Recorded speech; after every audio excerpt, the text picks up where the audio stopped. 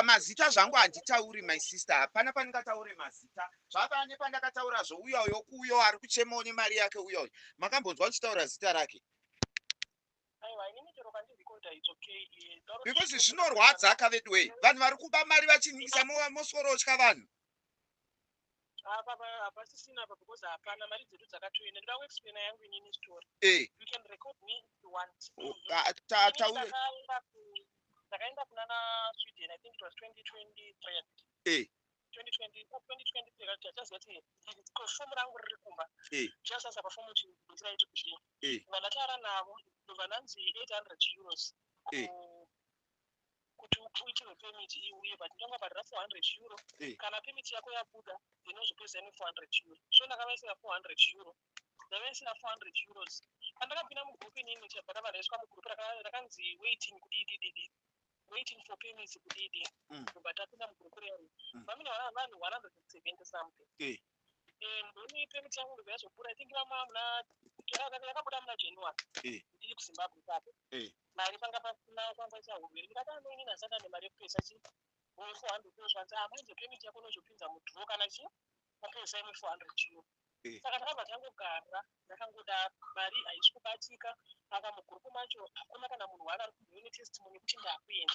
Kana izoshungudza chiradza kuti utsvage 400 euro unodziwana. Makore mangani kubva 2023 ndo zvakangoitoka iye uya akauyawo futi nenyaya yake. Makore mangani? Saka inini chakazondirwadza hangu ndechekuti ndakuti akazongoreka angotiburisa mugrupu ravhara. Vanhu vaive vese isusu tanga tisina kuningirika tisina kupesa ma 400 euro. Vanhu vamembera kuinbox zvani tikati isu kutseta sei takamirira saka kutotsvaga mari mamwe ma 400 acho. Nekuti tipedzise tikupinda muchibhudro tikanzi we are working on that. Ndo mhinduro yavo tikugadzirisa kuti tikugadzirire rimwe group. Saka pachikundinesa mese kuti tiri mugroup imomo patakazoburiswa tanda 200 and something. Vanhu vanga vakutombera kuti kuri kuramba muchitora mari dzevanhu. Vamwe vese vari kumushora uko hapana kana mboti aenda. Hapana kana mboti aenda. Ari kubuda mugroup achinzi aenda. Saka mukutora mari dzevanhu kuti mumbotanga maita sei? Masota ava vari. Yes. Mari yako kuchada 800 euros mari yakawanda kwa student touch madhubo ku South Africa. Imagine. Mushe yakandirwadza mari yo payments mungani. Ndakambira 2.5 inini. Payments mungani ndichibatanidza. Wotora ke 400 euros dzangu wotongocha. Apedza kudaro tanga kutorera vamwe ndoshinga kuti mazosora machiti. Kana uyo we live yandakaita uyu aitotaura akati swaga unoziva kuti chii kana kuri kuti hazvo zvinhu zvinezvi chinonoka kana kuti chika zviri nani dzani kuti voramba vachitora vanhu. Alright, since takapinda mugroup 2023 pakaenda Sweden tikati aiwa maybe umwe uyu aenda wezviri genuine plus munhu ari pasocial media vari kungoramba vachitora munhu hapana kana munhu wani watamboti taona aenda. Patinovabvunza vanotaka kupopota vachipunza Mwari ivai nepatient this and that. Alright, chiti paivo vakamboenda vacho tinzwisise tione belief yekuti chii yekuti zvinhu zviri kufamba at least mukambotipo mazita hanzi munozovaroya. Aiyo, chero vakasatipa mazita lala. Munhu anenge aenda kuchagarire mugroup. Haachagari, yes. Ende vanhu munotoona kuti uyu abuda mugroup. Hakuna kana munhu waana ari kubuda mugroup. Kunze kwekunge vakatoburitsa vanhu zvakatiburitsire mugroup imoshore kushaya mari. Vanozosireka mari yangu yandakabhadhara nini 400 euros dzangu kudzira. Because ndichakavana kuti ndinokuenda maimani. Munhu kana ndawana imwe mari inodyira futi ndinongavana futi ndandipindira pemwe 400 euros vandidyire futi. Asingavasadaro ufunge. Saka vari kutoita mari nekutobira vanhu. Takazoti ndikupe message yenda kana kuti vanhu havasi kukubhiliva kuFacebook. Vanofunga kuti vodada drama naSweden. Vanhu ndo zvavanofunga. Sweden akashandiswa. Ende aitoziva kuti because unoziva kuti chii. Sweden anakwenda neprogram. Haana kuenda neprogram iyi. Akaendeswa akaitiswa sehama yavo. Haana kumboendeswa neprogram. Hanzi hakuna kana wana akatomboenda. Hakuna mugroup ndikuya pane mumwe musikana wano atakamboona live so iyo yacho ne recruiting watu ati. Tamutafu wani so. Ndo wana think it was 2024 atakangoona pachitwa live achinzi mweda asvika kudindi. Musikana upi yeye? Muna here information yake like pa account pa page account pa akambo pakaratidzwa tinyatso kuinvestigate kuti akaenda zveshuwe because zvisokwanisa kuzvitsvaka tono. aiwa isusu tiri kuda kuti vanhu vadzoserwe mari dzavo ende kana paine vamwe vanhu vamuri kuzivawo vaakukomplena kana kuti vamakambonzwawo vamamina veimomo vasiri kunyatsoziva mukanyatsopinda makawanda mukapota muchive makawandaka zvinonyatsoitisa panchi kuti munhu wese vanhu vazive kuti vanhu ava vari kubira vanhu mari. It's better kuti mukawana vamwe vanhu ivavo yato awareness vari kutogovana mari vese naSweden. Unofunga zvakanaka here chokwadi nhaiwe kuita chokwadi kutenga dzimota kuvakisa mastendi kutenga mastendi nemari dzevanhu dzekuba vachinyepera vanhu kuti vari kushanda. Imagine ini ndinokunzwisai nokuti ndakazviitirwawo. Uri kutotadza kuti udzoke mari yako nokuti hauna kana mari.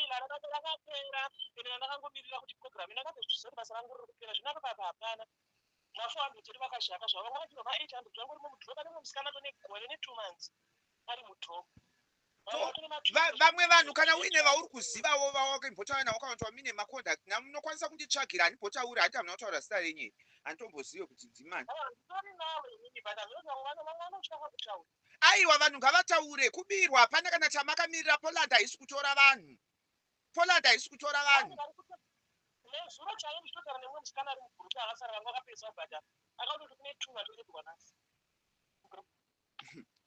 Ningirikina iwo kana paine vamwe vanhu taura navo. Taura navo.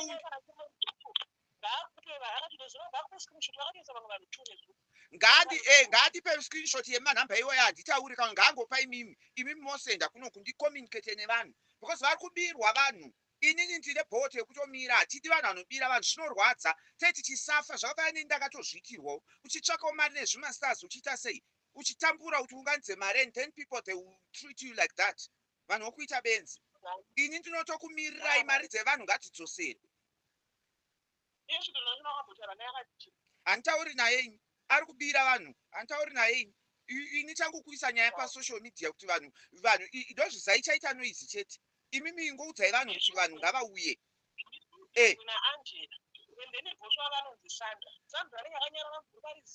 Sandra una nhamba dzake here? Dai wandipa Sandra tanyatsotaura nabhosi vacho. Tarisa nhamba dzaSandra nditaure naye inini. Ndinyatsa kumuudzawo zvamuri kuita izvika. This is not fair. Dzoserai vanhu mari dzavo. Ndipe nhamba dzaSandra. Alright. Ukangondipa nhamba dzaSandra chete wagona. Ndenda kutonyatsofesa iye muridzi wacho. All right, thank you my love. Sharp.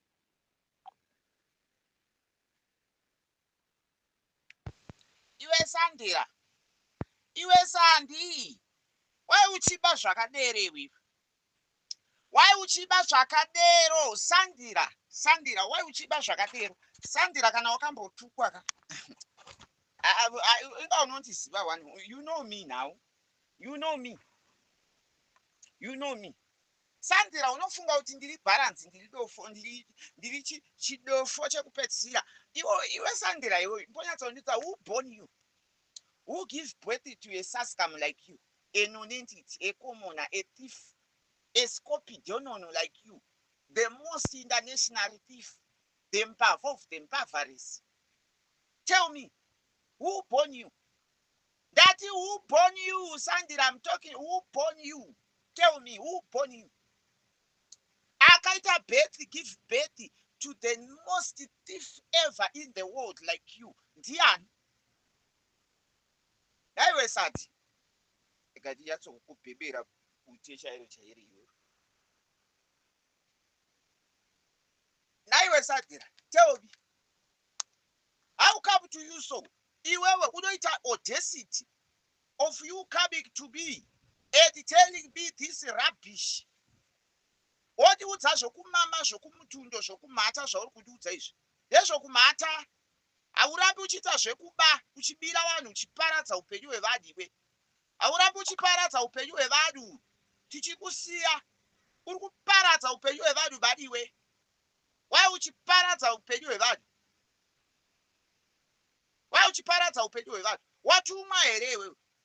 How can you come on public and try kuda kuda kunyebera kuzukaira yetu you know very well kuti unobira vanhu uri pavha international thief uri pavha iwe unoba uri chidhumo namasendeke uri chidhumo uri kuita basa rekubira vanhu mari chokwadi kuti kokuzogadzira chiofisi naiwe sanda ukatoka chiofisi chiya ndecheida iwe sanda tell me chiofisi chawakagadzira ndecheiko I'm talking to you why did you gadzira chiofisi chekubira vanhu tell me uri mpavha kaiwe uri mpavha unobira vanhu iwe sandira uri mpavha international thief haunyari mukadzi mukuru kurarama nezvapfupi nekureba kuparadza upenyu hwevanhu netsika yeumbavha kuparadza upenyu hwevanhu nekubira vanhu wouya panapo ndipa zvinhamba oti taurai nemareception list taurai nemaningi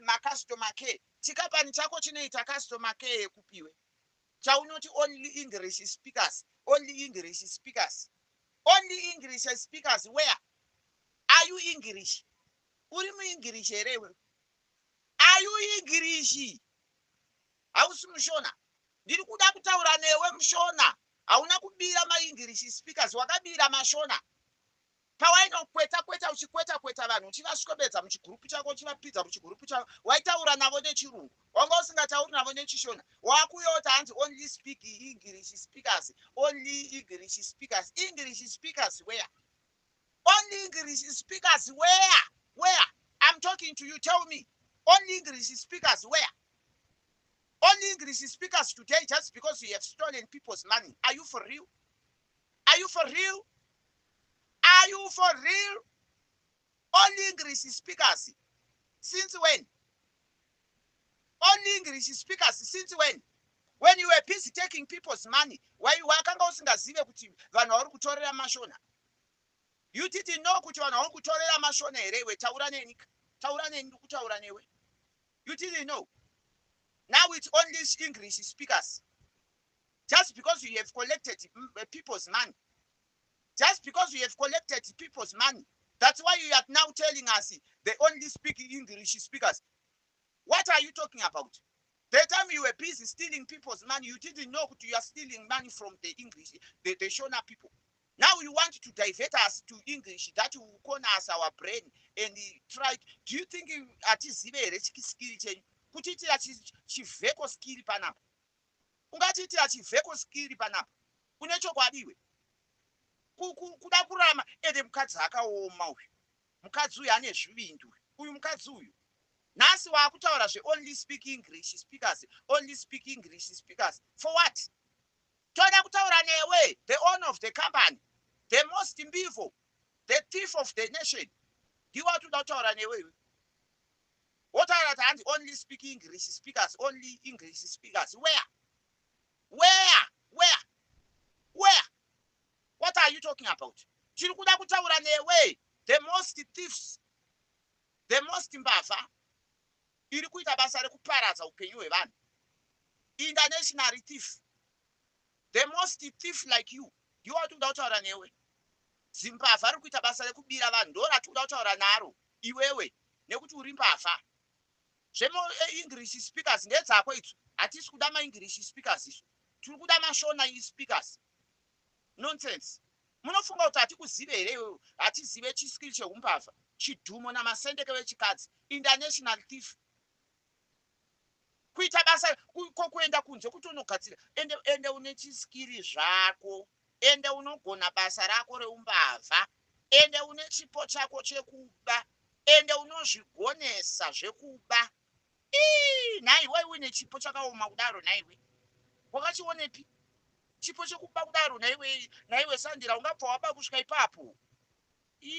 Sandira rega kudero saka naiwe Sandira unenge uchitoba unenge uchizviitirei we uchibva wabira vanhu kudaro vanhu vanenge vari vulnerable nai Sandi iwe Sandi we une umbavha hwakaoma kudaro naiwe Sandi usadaro amabira acho aunobva waita ende unobazva ende mabira acho aunobva waita unoba iwe unobisa kuba kokugadzira saka ofisi yako yaunenge uchiitana uyane ofisi yake uyane ofisi yake Sweden ane ofisi yake iwono yekubira vanhu vasikana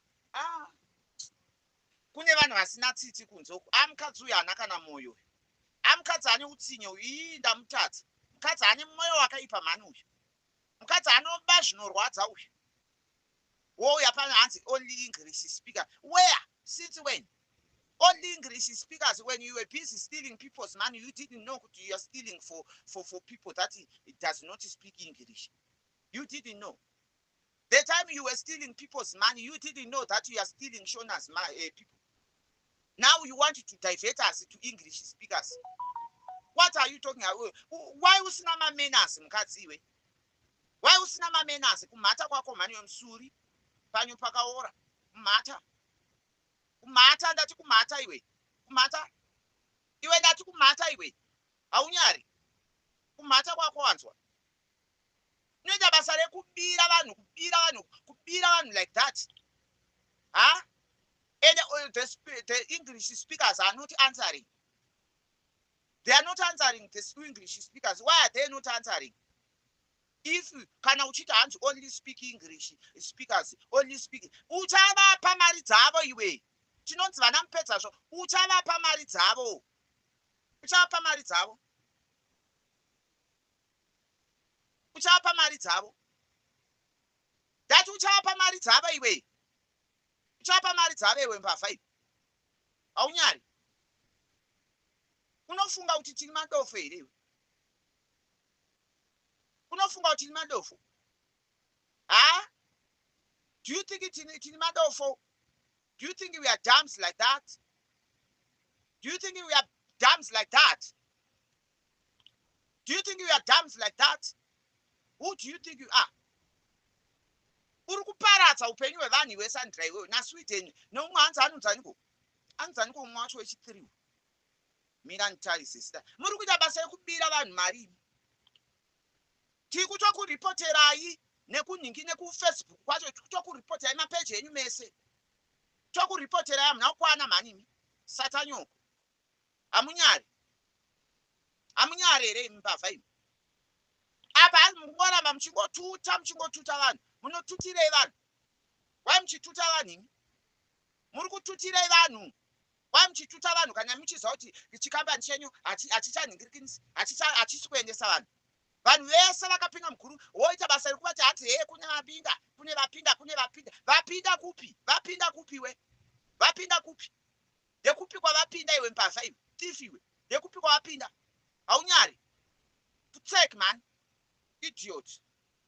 Putseki. Dati putseke. Mbavha iwe. Rubbish. Haunyari nhai mukadzi mukuru. Kuita basa rekubira vanhu. Rimwe gurupi ne 200 and something people. Kana ndini? Mukadzi uyu akaoma. Ene mukadzi anoba zvake uyu. Mukadzi anoba zvinorwadza uyu. Mukadzi anoba uyu. Mabira acho anoba uyu. Kana kumbonyara, kana kumborohwa neana. Kana kumborohwa neana ufunge. Kungoba. Just like that. Yeah, only speak English. Fuck off. Nema speak English akwe iwayo. Fuck off. That fuck off. Bra. Only speak English. Only speak English. Where? Only speak English. Where? Damn it. Nai. Haunyari naiwe. Kwaita basa rekubira vanhu chiparadza upenyu hwevanhu. Kwakutogadzira zvimaofisi. Washaiwa zvimwe zvokugadzira maofisi. Washaiwa zvimwe. Kwako kuda kusedza muofisi. Dai uchisedza zvisvinhu inda unotsvaka basa uko. Usedze muofisi kubasa. Kwete kubira vanhu. Nai.